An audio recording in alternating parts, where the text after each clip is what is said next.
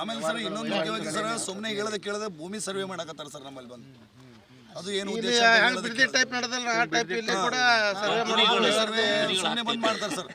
ಕಂಪನಿಗಳು ಏನಂತ ಗೊತ್ತಿಲ್ಲ ರೀ, ನೀವು ಮಾಹಿತಿ ಹೇಳದೆ ಈ ತರ ಇಲ್ಲಿ ಬಡವರು ಅದರ ಹೆಂಗಾದ್ರು ಕೊಟ್ಟು ಹೋಗ್ತಾರೆ ಅಂತಕ್ಕಂಥ ವಿಚಾರ ಯಾರು ಗೊತ್ತ ಸರ್ಕಾರ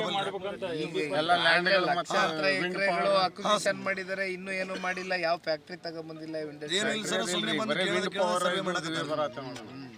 ಇಲ್ಲಿ ಏನಾಯ್ತಣ್ಣ, ಒಟ್ಟು ನೀರಾವರಿ ಇದ್ದಿತ್ತಲ್ಲ, ಇಲ್ಲಿ ಭಾಗದ ಎಲ್ಲಾ ರೈತರು ಹೋರಾಟ ಕಟ್ಟಿಂಗ್ ಸರ್ವೆ ಮಾಡಿಲ್ಲ ಇನ್ನೂ.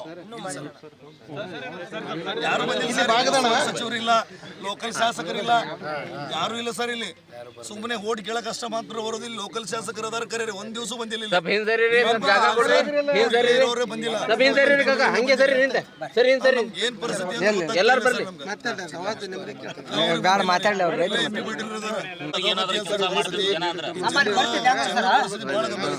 ಆಮೇಲೆ ಪರಿಸ್ಥಿತಿ ಹೆಂಗದ್ರಿ, ನಾನು ಮಾರಾಟ ನಾವು ಕಬ್ಬು ಕಡಿಲಾರ್ದೆ ಟೋಟಲ್ ಹೈರಾಣದ್ರ ಭಾಳ. ಬಿಜಾಪುರ ತೋಡೆ ಮಂದಿ ಹೋಗ್ತಾರ, ಬಿಜಾಪುರ ಸುಮ್ಮನೆ ಅಟ್ಬಿಟ್ಟು ಕೂಲಿಕಾರ ಮಂದಿ ಏನದ್ರಿ, ಎಲ್ಲರೂ ಕೂಲಿಕಾರ ಮಂದಿ ಮಾರಾಟಕ್ಕೆ ಹೋದ್ರೆ ಹೈರಾಣ. ಕಬ್ಬು ಕಡಿಯೋದು ಅನಿವಾರ್ಯ, ಏನು ಮಾಡೋದು, ವ್ಯವಸಾಯ ಬಿಟ್ಟು ಹೋಗ್ಬೇಕಾಗಿದ್ರೆ ಆ ಪರಿಸ್ಥಿತಿ. ಈ ವರ್ಷ ಬರಗಾಲ ಪೀಡಿತ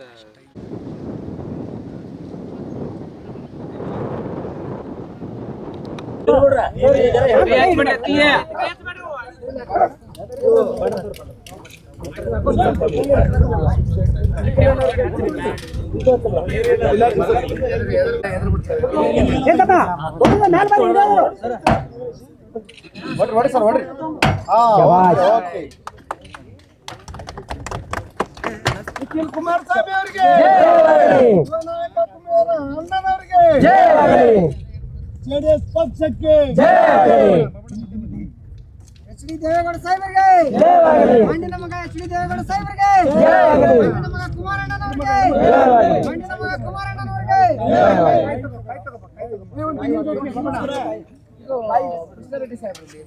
ಲೋಕಲ್ ಶಾಸಕರಿದ್ರು ಕೂಡ ಬರದೆ ಇಲ್ಲಿ ನಮ್ಮ ಪರಿಸ್ಥಿತಿಯಲ್ಲಿ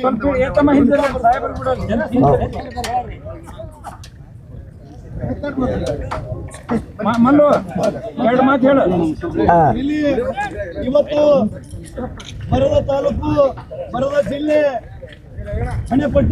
ಕಟ್ಟತಕ್ಕಂಥ ನಮ್ಮ ಬಿಜಾಪುರ ಜಿಲ್ಲೆಗೆ ಇಲ್ಲೇ ಉಸ್ತುವಾರಿ ಸಚಿವರು ನಮ್ಮ ಜಿಲ್ಲೆಯವರಿದ್ರು. ಸುಮಾರು ಜಿಲ್ಲೆಯಲ್ಲಿ ಅತಿ ಹೆಚ್ಚು ಶಾಸಕರು ಪಡ್ತಕ್ಕಂಥ ನಮ್ಮ ಜಿಲ್ಲೆ ಆದ್ರೂ ಕೂಡ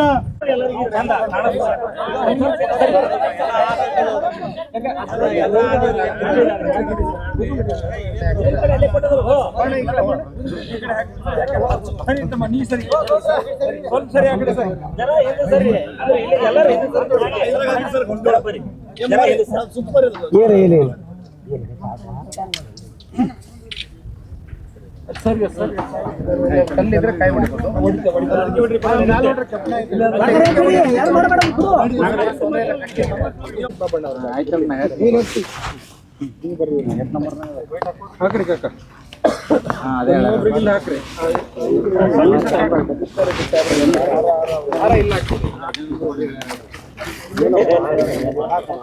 ಸುಮ್ಮನೆ ಬೆಂಗಳೂರಲ್ಲಿ ರಾಜಕೀಯ ಮಾಡ್ತಾ ಅಲ್ಲಿ ಕುಂತ ಈ ಒಂದು ಶಾಸಕರು ಇದ್ದಂತ ಜಿಲ್ಲೆಯಲ್ಲಿ ನಮ್ಮ ಜೆಡಿಎಸ್ ಪಕ್ಷದ ಯುವ ನಾಯಕರಾಗತಕ್ಕಂಥ ನಿಖಿಲ್ ಕುಮಾರಸ್ವಾಮಿ ಅವರು ಇಲ್ಲಿ ಬಂದು ರೈತರ ಪರಿಸ್ಥಿತಿ ಏನದ, ರೈತರ ಕಷ್ಟ ಏನದ, ಕೂಲಿ ಕಾರ್ಮಿಕರ ಕಷ್ಟ ಏನದ ಅಂತಕ್ಕಂಥ ವಿಚಾರವನ್ನು ತಿಳ್ಕೊಳ್ಳಕ್ಕೆ ನಮ್ಮೊಂದಿಗೆ ಬಂದಿದ್ದಾರೆ.